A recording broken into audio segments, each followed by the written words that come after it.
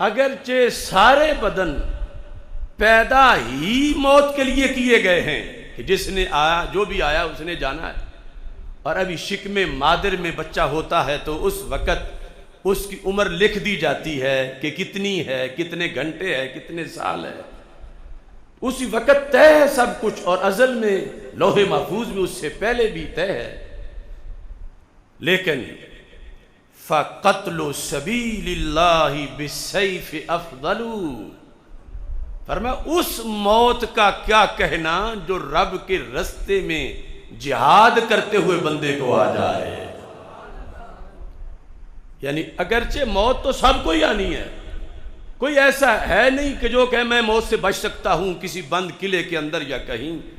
موت سب کو آنی ہے۔ لیکن اس بندے کا کیا کہنا، اس کی کتنی بڑی عظمت کہ جس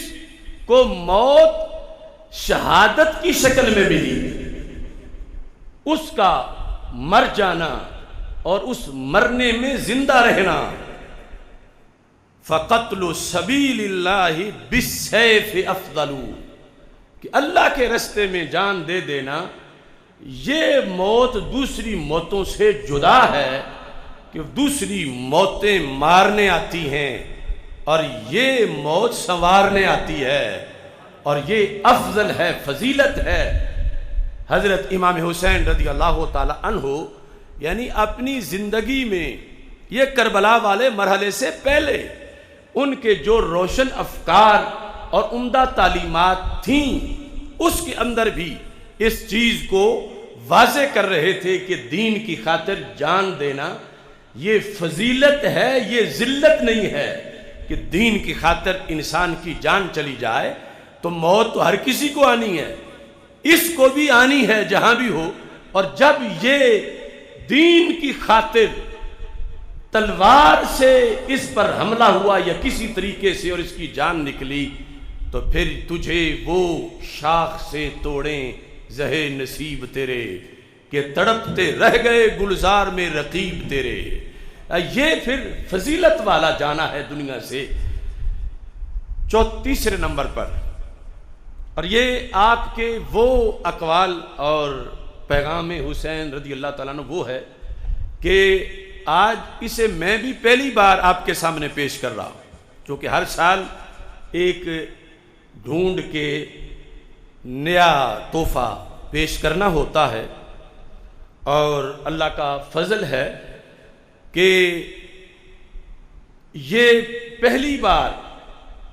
آپ کا پیغام ان لفظوں میں پہلی بار منظر عام پہ آ رہا ہے۔ لیکن اس کا یہ مطلب نہیں کہ آج میں گھڑ کے پیش کر رہا ہوں، ہے تو اس وقت کا اور ہے کتابوں میں، لیکن یہ تدریجاً باری باری ان حقائق کو منظر عام پہ لایا جا رہا ہے۔ تو اس لحاظ سے یعنی آپ وہ خوش نصیب ہیں جو یہ تازہ پھل سب سے پہلے آپ ہی کھا رہے ہیں،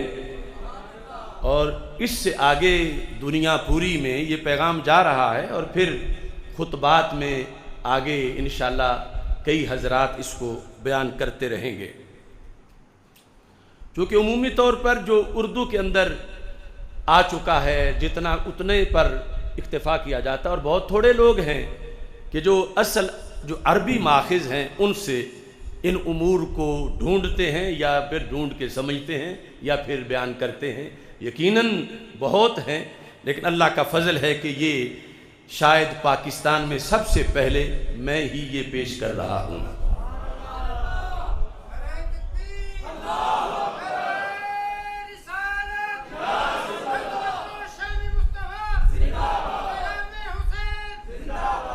وَإِن كَانَتِ الْأَرْزَاقُ شَيْئًا مُقَدَّرًا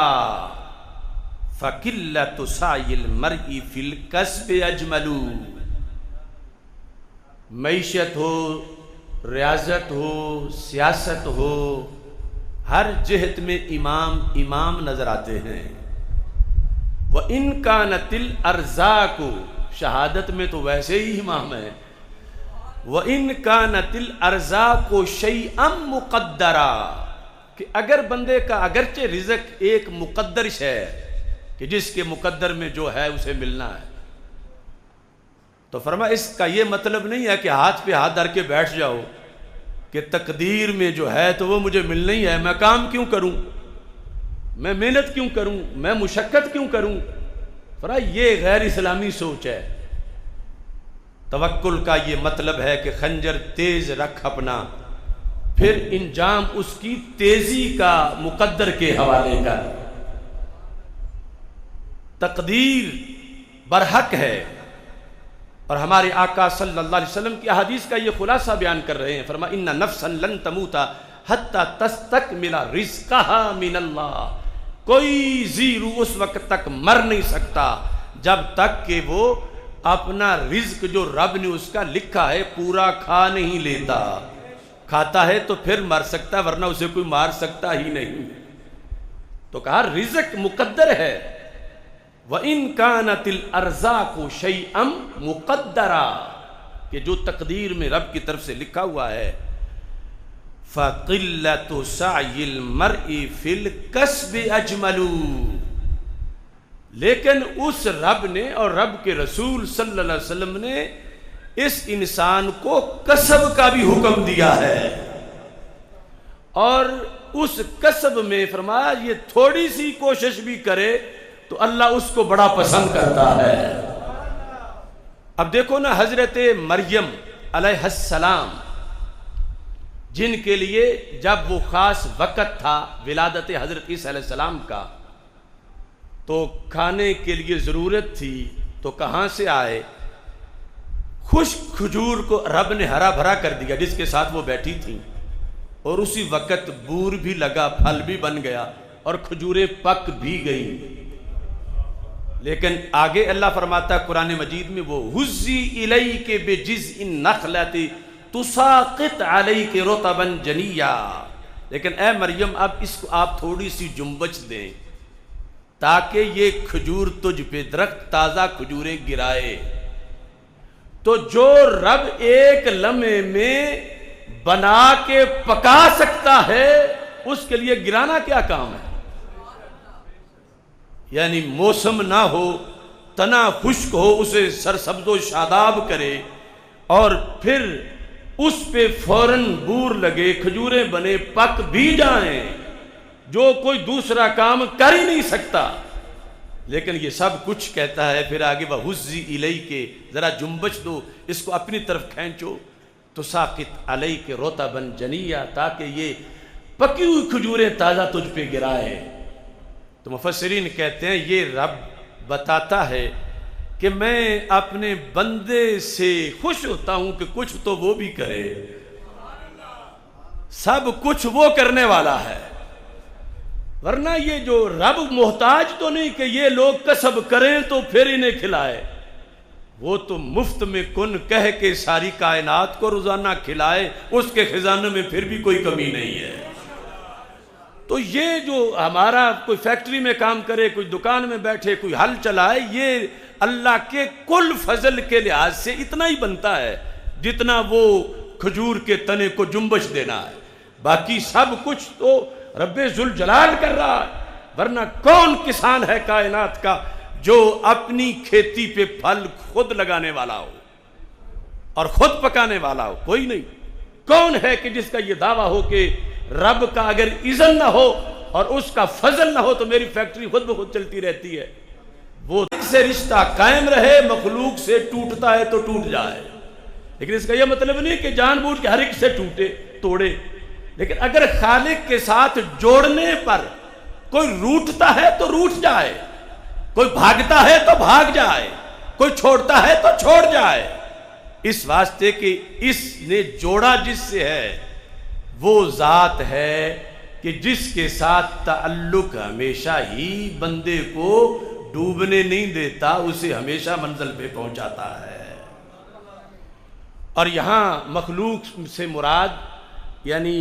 وہ تعلقات ہیں جو رب سے رشتے تعلق میں کمزوری لائے۔ مثلا اس میں یہ نہیں ہے کہ کوئی معاذ اللہ وہابیوں کی طرح ولیوں کو لے آئے یا نبیوں کو لے آئے کہ امام حسین تو یہ کہہ رہے ہیں، تو اللہ والے سارے وہ اللہ ہی کے تعلق کا ایک سلسلہ ہے، یعنی وہ سارے بالخالق کے اندر آ رہے ہیں، اور یہ وہ مادہ پرستی، دنیا داری اور رب ذوالجلال کی یاد سے غافل کرنے والی جو نسبتیں ہیں، اور یہ ساری ترک کر دو، اور خالق کے ساتھ اللہ اور اللہ والوں کا جو تعلق جو محض اللہ کے لیے ہے تو اس کی طرف رہو، تو پھر تم اللہ کے فضل سے غنی بن جاؤ گے۔ پھر کیا ہوگا؟ فرمایا تو غنی بن جائے گا، تو غنی بن جائے گا۔ دو قسم کے لوگ ہیں، کچھ کاذب ہیں، کچھ صادق ہیں۔ کاذب صادق ہونا ان کا اپنا ایک علیحدہ مسئلہ ہے کہ کاذب اچھا نہیں، صادق اچھا ہے، لیکن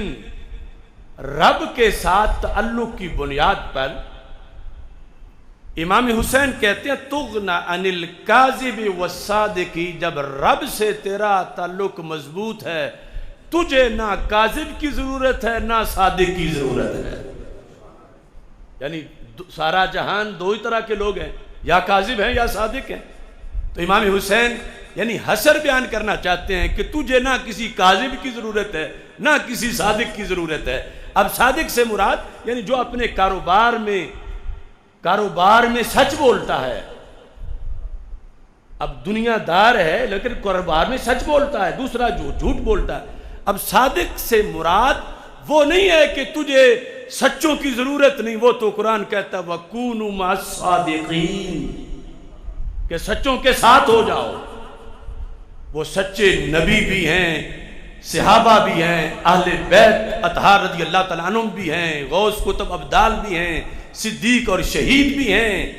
کہ جن کی محبت کے لحاظ سے بندہ اگر سینے میں دولت رکھتا ہو تو اللہ فرماتا ہے تو میرے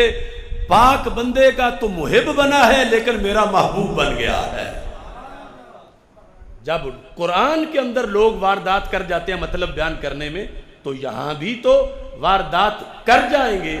کہ تم جن کو مانتے ہو وہ تو تمہیں پیروں فقیروں سے پیچھے ہٹا رہے ہیں، اور تم کہتے ہو کہ یہ غوث پاک ہیں، یہ فلاں ہیں، یہ فلاں ہیں۔ تو صحیح مسلم کی حدیث شریف ہے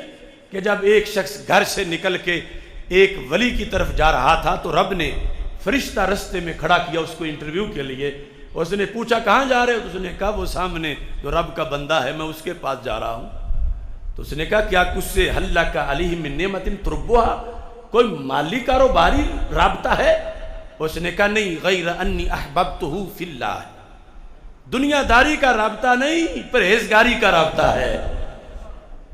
یہ درہم و دینار یا کاروبار کا مسئلہ نہیں، پروردگار کی بات ہے کہ میں اس کا چہرہ دیکھتا ہوں تو مجھے رب یاد آتا ہے، میں اس لیے اس سے ملنے جا رہا ہوں۔ تو فرشتے نے کہا جو شکل انسانی میں کھڑا تھا کہ مجھے آج رب نے تیرے لیے بھیجا تھا۔ حالانکہ وہ تو ازل سے جانتا ہے کہ سوال ہونا ہے تو بندے نے کیا کہنا ہے، لیکن انٹرویو اس لیے کیا کہ سرکار پھر پہلی امتوں کا یہ مسئلہ اپنی امت میں بیان کریں تو چلتے چلتے رضا مجتبیٰ تک بھی بات پہنچے کہ اللہ والوں کی محبت کو یہ دوسرے کھاتے میں نہ ڈالا جائے، بلکہ یہ وہ صادقین کا پیار ہے کہ بندہ ان پاکوں کا محب بنتا ہے، اللہ اسے اپنا محبوب بنا لیتا ہے۔ دوسرا شعر وَاسْتَرْزَقِ الرَّحْمَانَ مِنْ فَضْلِهِ، کہ تم رزق چاہو اللہ سے، من فضلہ، اس کے فضل سے، فَلَيْسَ غَيْرُ اللَّهِ مِن رَازِقِ، اور کوئی رازق ہے ہی نہیں، اور کوئی رازق ہے ہی نہیں، تو تم اللہ سے رزق چاہو۔ اب یہاں بھی ایک معنی مراد لینا غلط ہے، دوسرا معنی صحیح ہے۔ اب اس کا مطلب یہ نہیں ہے کہ تم اگر دکان پہ بیٹھے اور کوئی سودا خریدے تجھ سے تو تم اس سے پیسے نہ مانگو، یا تم کسی دکاندار کو جا کے یہ نہ کہو کہ مجھے یہ سبزی دے، مجھے یہ دال دے، یہ چینی دے، کہ تم تو غیر سے رزق مانگ رہے ہو۔ یہ مطلب نہیں، مطلب یہ ہے کہ ایک کاروبار ایسا چلا ہے کہ جو شریعت کے منافی ہے، راتوں رات کروڑ پتی بننا یا سودی یا کسی طرح کی بے فاسد، اور بندے کو لگتا ہے کہ اگر یہ نہ کیا تو مر جاؤں گا، پھر تو کبھی مجھے خوشحالی مل ہی نہیں سکتی، جو رفتہ رفتہ یہ تھوڑا تھوڑا مجھے اس کا فائدہ ملتا ہے تو میں کوئی بڑی چھلانگ لگاؤں۔ تو امام حسین کہتے ہیں اللہ کے سوا کوئی رازق نہیں، جو سرکار دو عالم صلی اللہ علیہ وسلم نے فرمایا کہ ہر بندے کا جتنا ہے اس نے کھا کے مرنا ہے، تو فلا یحملنکم استبطاء الرزق ان تطلبوہ بمعصیت اللہ، رزق ملنا سارا ہے لیکن رب ایک سپیڈ سے نہیں دیتا کہ دینے کی سپیڈ ہمیشہ ایک ہو یا مسلسل بڑھتی جائے۔ ارے اللہ کے اپنے قانون ہیں اور اس کی اپنی حکمتیں ہیں۔ ہو سکتا ہے کہیں رزق جو ہے وہ 50% سپیڈ پہ آ رہا ہے اور اس بندے کے لیے اچانک 5 پہ آ جائے، ہو سکتا ہے 5 سے وہ 80 پہ چلا جائے، اور یہ ضروری نہیں کہ یہ اس بندے کے لیے نقصان دہ ہو سکتا ہے کہ اس کے لیے بلا یہی ہے کہ جب 50 پہ پہنچا ہوا تھا، خدا نخواستہ یعنی ہر ایک کی بات نہیں، دل میں سوچ رہا تھا کہ اب تو میں فلاں ہوٹل میں کمرہ لے کے جا کے شراب پی لوں، پیسے بڑے ہیں، اب تو میں امریکہ چلا جاؤں کچھ عیاشی کرنے کے لیے، تو دوسرے دن ہی وہ 5 پہ جب 50 سے سپیڈ آ گئی تو اب اس کی کمر ٹوٹی۔ میں تو یہ سوچ رہا تھا کہ ایسا ہوگا، یہ تو اب یہاں کا خرچہ نہیں پورا ہو رہا، تو اب بظاہر اس کا نقصان ہوا ہے لیکن حقیقت میں فائدہ ہوا ہے کہ وہاں جا کے اس کا جو نقصان ہونا تھا وہ پورے نہیں ہونا تھا، جو آخرت کا نقصان ہو جانا تھا۔ تو اللہ کے راز اپنے، کبھی تو کسی وجہ سے، کبھی کسی وجہ سے، کبھی کسی وجہ سے اس کی طرف سے لگام کھینچی جاتی ہے۔ تو اس بنیاد پر آپ نے فرمایا بندے کا اعتقاد اللہ پہ اتنا پکا ہونا چاہیے کہ اگر اس کی طرف سے اذن نہیں تو کوئی ایک پیسہ بھی تجھے نہیں دے سکتا، اور اگر اس کی طرف سے اذن ہے تو ہزاروں رکاوٹوں والے بھی تجھے روک نہیں سکتے اور رزق کو روک نہیں سکتے۔ یہ مطلب ہے، ورنہ تو قرآن مجید میں خیر الرازقین کا جو لفظ ہے، اللہ